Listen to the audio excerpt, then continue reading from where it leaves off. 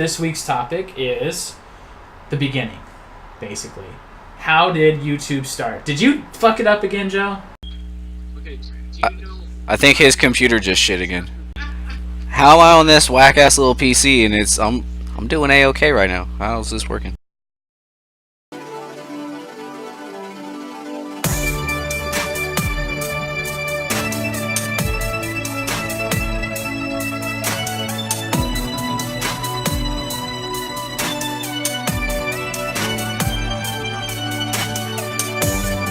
Around it. So if you see Chris doing anything crazy over my left shoulder over here, that's because me and Joe can't actually see him. All we could do is hear him, and so it might actually add to this video. Throughout this is the 7th month that I've been doing YouTube, that the Weird Couch has been alive. So this week's video is on basically how the Weird Couch came about. We're going to talk about what gave me the idea to start doing YouTube in the first place, how I came up with the whole idea of the Weird Couch and what that means. And Chris and Joe are going to talk about what they thought about and why they wanted to join the Weird Couch, join me here on the Weird Couch, and help out the brand and to expand the whole concept of what the Weird Couch is. So anyways, we're going to get started with it's go Joe. time. We're going live. I'm curious as to know, Joe's shaking his head. He does not want to start. Is Joe sad? Does he not know how to form words and sentences? Okay, this is fine. We shall go to Chris. Chris, are you ready? Yes, what is the question? The question is basically, what was your initial thought process? You know, give or take a couple sentences to describe the picture you had in your head that made you decide, I want to be a part of this. I want to join EQ on the Weird Couch. Oh, okay. Well, that's pretty easy. It goes back to 7th grade. So a big part of the basis of our friendship, like the foundation of like our friendship and why we hung out together for the majority of our lives, was because of the conversations we would have and trying to make sense of the world around us at a really young age. And that's kind of always stuck with us. And even though we would spend like great deals of time doing our own individual thing, it always seemed like we would still kind of connect the same dots and come to the same conclusions, and conversation always stayed the same level, the same quality. And so yeah, fast forward to current times, I guess. Now we're 30, 31, 30, Joe's 34. I'll be 32. Yeah, I'll be 32 in nice. October. Wow. I'll be 31. This is gonna be great. So in my mind, I always kind of wanted to do a show kind of from the take of a fly on the wall, from a candid perspective of these people, you know, having deep conversations, meaningful conversations, trying to make sense of the world around them, for the purpose of trying to share that knowledge and share their experiences and things like that with other people that might not be that far along that kind of path to critical thinking. And so yeah, I saw that you were doing the Weird Couch, and I saw that it was everything. It embodied everything that we had ever talked about. It was free, in the sense that you're just going around talking to people, being yourself completely, having candid conversations with people you care about, and really, like I said, trying to make sense of the world around you. It's still the common thread, and it doesn't matter how old you are or how set you are in your ways. There's always so much to learn. The world's always evolving and changing, and so that was my initial thought from the jump. Was, hey, let's do this on a weekly basis. Let's have conversations, you know, see if we can't make some people think. And so that led to a few text messages and some conversations, and there we are. Yeah, here we are. That's it. And then that brings me over to Joe, because me and Joe have known each other for 10 years. 10 years now, right? Yeah, 10 years. You know, like I said in other videos, he was my NCO when I was stationed in Washington, and we deployed together.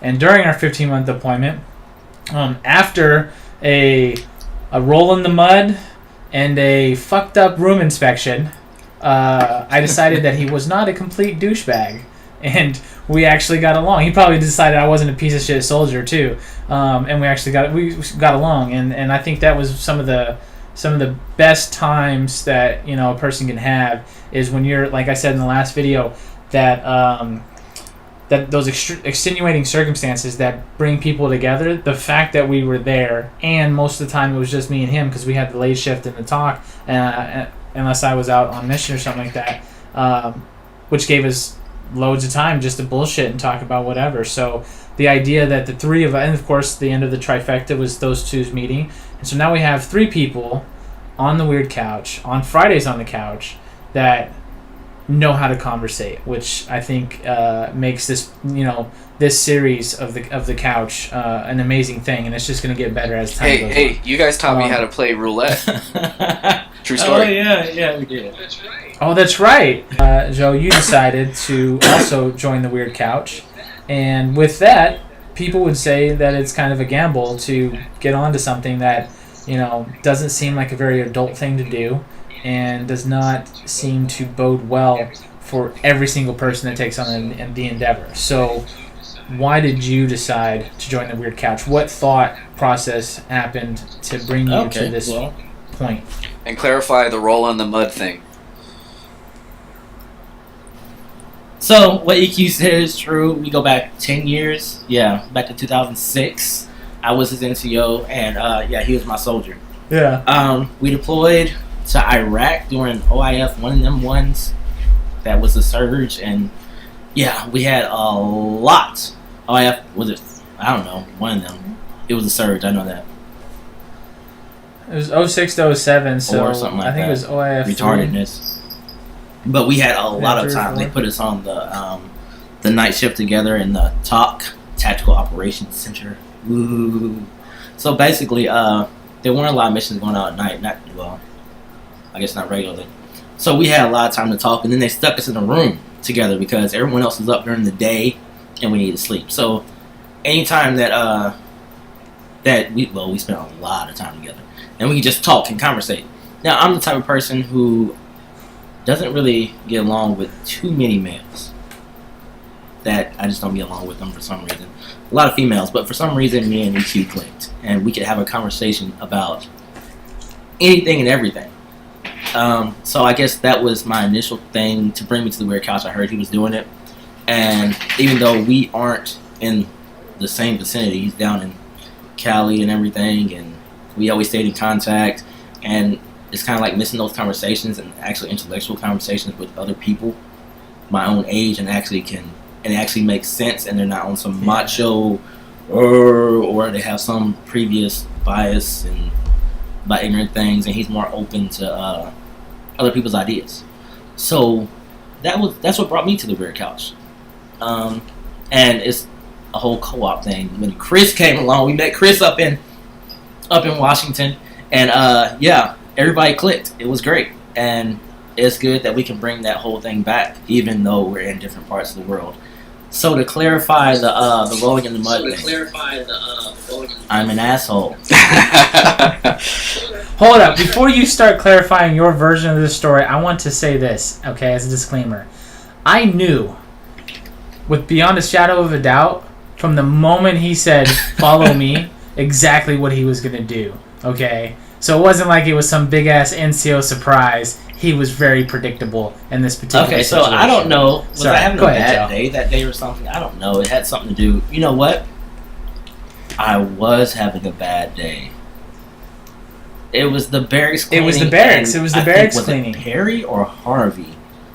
One NCO over me, non-commissioned officer sergeant, was in my ass about the barracks and room cleaning and everything else like that.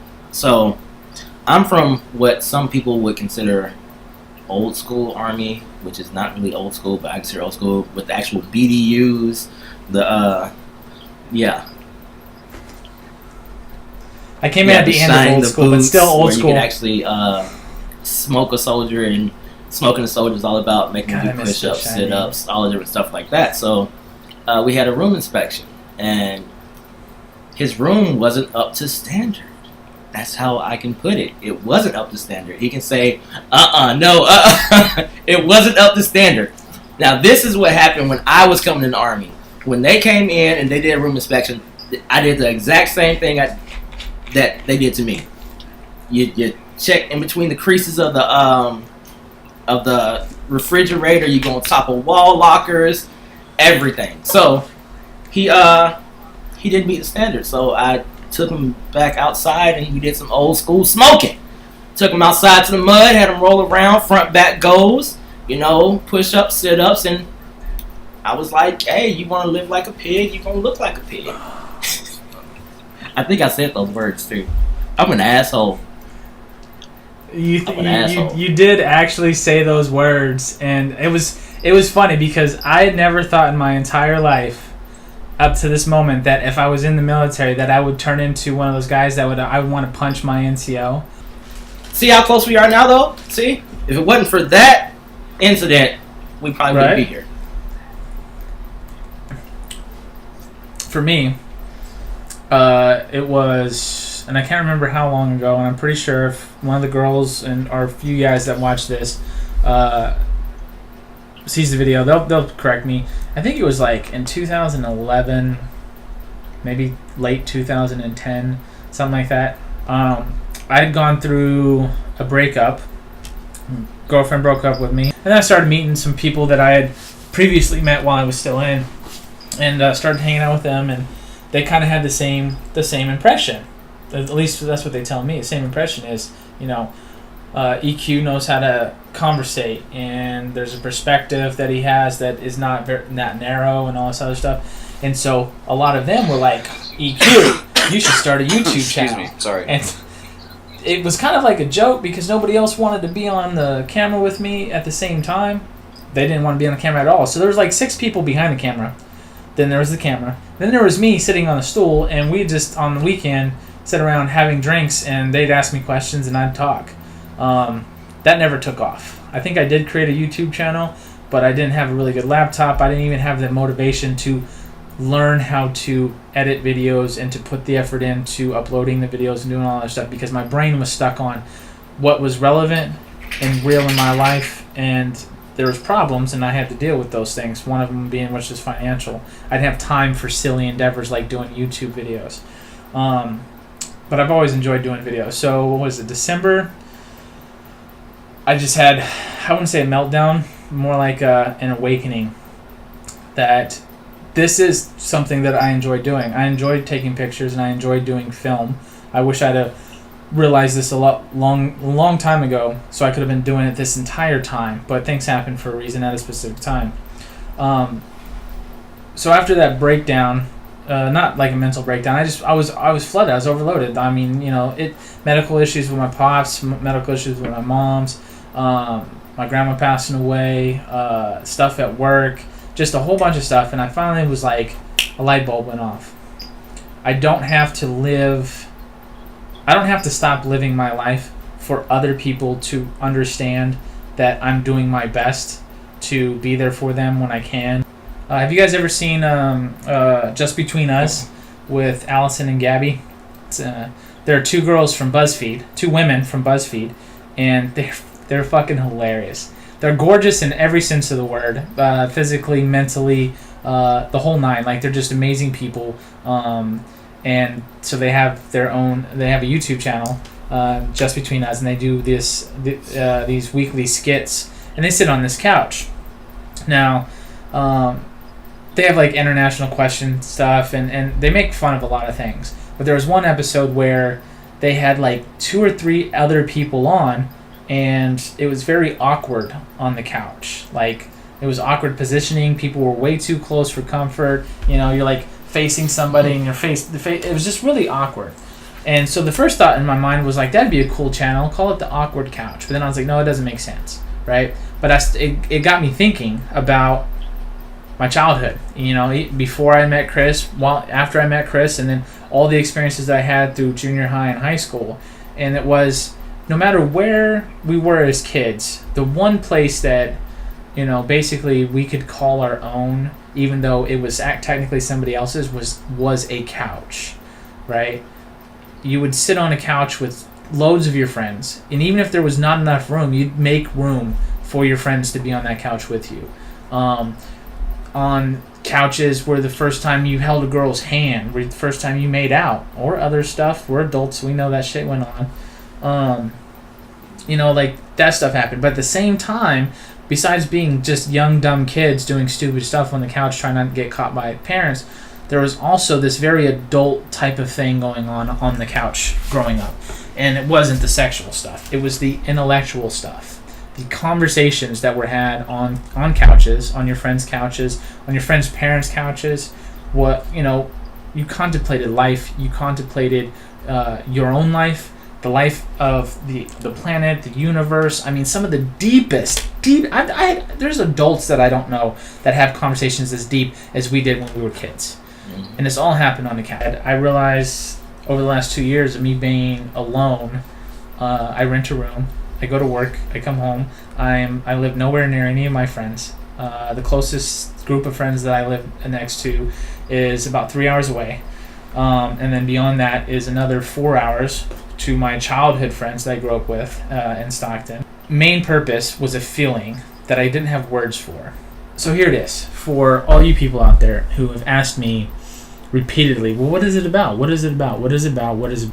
So without further ado, here is what the Weird Couch is all about. It is a space, okay, that anybody can have anywhere at any time. It is a space that is not controlled by people who want to exploit your talents, or make a judgment about, well, you don't look the part, or you don't speak the part, or you don't act the part. They stop your creativity from being fully realized. So, what's up? Oh, sorry. They stop your creativity from being fully realized. Here on the Weird Couch, it is about it's a sense of community. After VidCon, I wholly realized that YouTube was definitely the spot that I wanted to do this on the most, and that was to bring people together. And so far, the Weird Couch has 3 channels. Now, you might look at that as going, well, yeah, you guys get it monetized and, make money and all that stuff. In the last 7 months, going on the 7th month, I have made a total of 80 cents off of all these videos. And I'm not saying that because I want you guys to go and watch my videos so I can make money or anything like that. That is not the case. The case is this. I'm disclosing this because this is not a endeavor of money. Because the job that I have right now, I make loads of money. This is about doing what I enjoy doing, what I love doing. And I want there to be an outlet for you to do what you enjoy doing. So, in this particular case, Chris and Joe helped me understand that this could be a lot bigger than just an individual channel with me on it. So, Chris loves to game. So the Weird Couch gave him a gaming channel. Joe loves science and technology. The Weird Couch gave him a science and technology channel. And we just brought on a 4th person to the Weird Couch team, Mikey, who's going to be our music producer.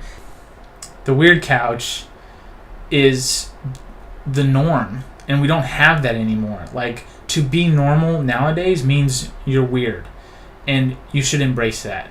People still don't know, even though it's now a trend.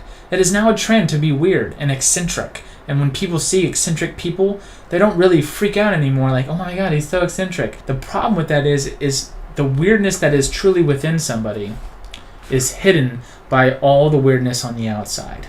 The weirdness that you have inside you, that weirdness that enables you to create some of the most wonderful things in the world, whether it be music, art, sculpture, building stuff, science and technology. It doesn't matter what it is that you have inside of you. You're keeping it confined inside 4 walls, and I don't want that anymore. I don't want that anymore in my life or anybody else's life. So come over to the Weird Couch, showcase what you got. You're welcome. Everybody's welcome to the Weird Couch. Okay, so with that being said, Joe, what? I know people want answers, and not a lot of people are like me, you, and Chris, where when we put our minds to something, we can figure it out because the internet has all the answers there. You can Google, Bing, and search pretty much every answer out there, and it's just about putting in that effort. But there is something to be said about being able to go to someone physically and have them go, you know what, let me simplify all that research you're about to do and give it to you like this. Bam, bam, and bam. So, in, I don't know, not fewer words or less, but just give some ideas of some struggles maybe that you've run into and your idea of how it was going to be versus what it actually is turning out to be, and what you've learned so far on the Weird Couch SciTech. Okay, so just starting off on the Weird Couch SciTech, it's interesting. Creating a whole brand, it takes a lot of work, and life seems to get in the way at every single pass. You turn around, something else is popping up. But I believe that God puts hurdles in your way for you to jump over, for you to learn from, and it's more, I guess, how do I put it? When you achieve something, once you had struggle, it's more fulfilling. So, some of the stuff I've ran into, life, I have a daughter. I have a ex who's the mother of my daughter. I don't want to say baby mama because that is like such a bad term in my eyes. And just, I guess, trying to figure stuff out like lightings, cameras, what else is there, video editing. It's a big struggle and you got to take it all in, but I think in the end it'll be worth it once you figure out everything. I know EQ is he's the man. You the man. You the man, dog. You the man. I mean, he's been patient. So, like I said, even with all my questions and everything, but we getting there. We're going to make this thing something big. Weird Couch is going to be everywhere. And everyone's welcome, like I said. Friends. You know what this takes me back to, though? It does take me back to the times we were sitting in the talk, though, for real. Like, we would just sit and talk about anything and everything, and there was no judgment whatsoever. That's the Weird Couch right there. Our Weird Couch is the talk back in Iraq. Back in where were we at? Fob Falcon and Union 3. And where else did we go out there? We were everywhere. So that's our little whole Weird Couch thing. Because what guy can you sit there and talk to about and watch birthing videos? Who else can you talk to about that? They'd be like, man, I don't want to hear about that shit. After that nostalgic run down the Sand Turnpike with me and Joe, let's get back on track, and we're going to go to Kris. Kris, so we know why you decided that you wanted to join the Weird Couch. Now let's focus more on like what difficulties has joining the Weird Couch presented to you, or what things have become easy that you might have previously thought would have been hard. Well, I mean, I already kind of have, more than just basic knowledge and how to use a, computer, and, so really, it really just kind of challenged me to kind of use the knowledge that I have to kind of try and make some things work. So I don't have the funds to have the best system of, filming, editing, moving things around. So we find workarounds, such as finding using Google Drive, for instance, to share files. I'm sure there's probably a better way. There's probably a more efficient way. But right now, hey, falling on a budget, so that's what we're doing.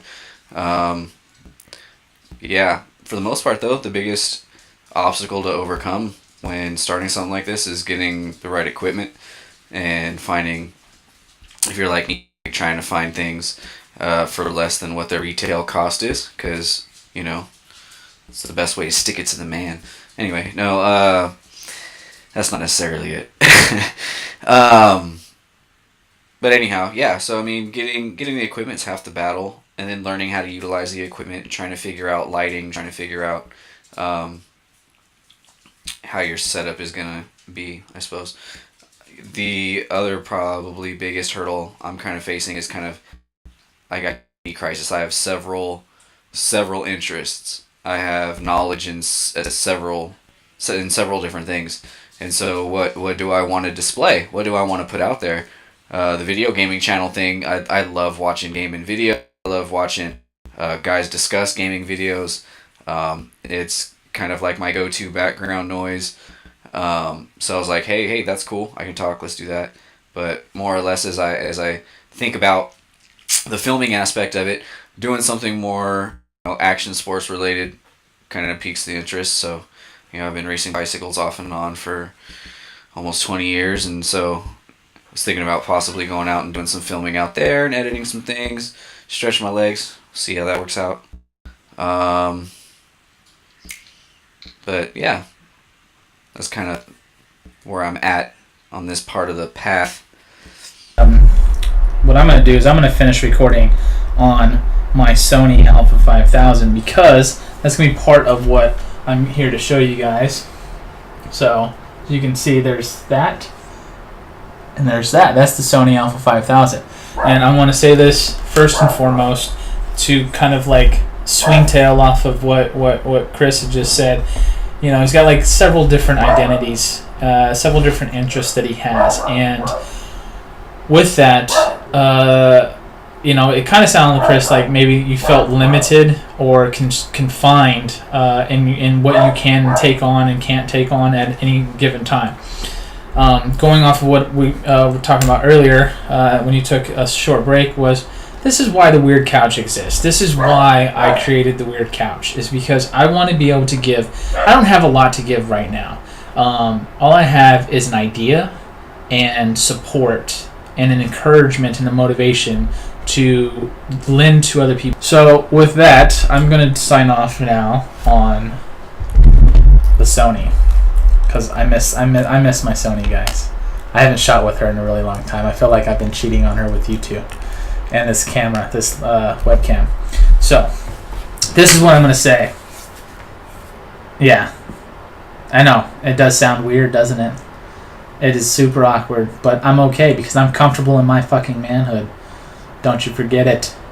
I mean, Joe, you do remember that one cold night in Iraq when the heat went out and there wasn't enough blankets for each of us to be individually wrapped, and we had to... I'm totally lying, by the way. But you see his face? Did you see his face? He was like, this son of a bitch is going too far. Too fucking far. Too far. Anyways, okay, so thank you guys for watching. Seriously.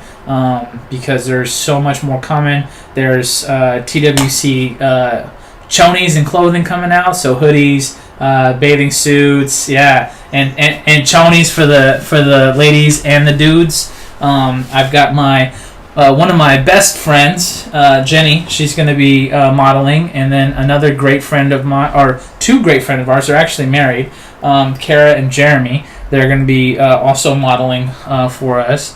And so I'm extremely excited to bring that to you guys. So you can walk around and sport the Weird Couch, and people will be like, what's the Weird Couch? And then you can tell them it's amazing. You got to go check it out.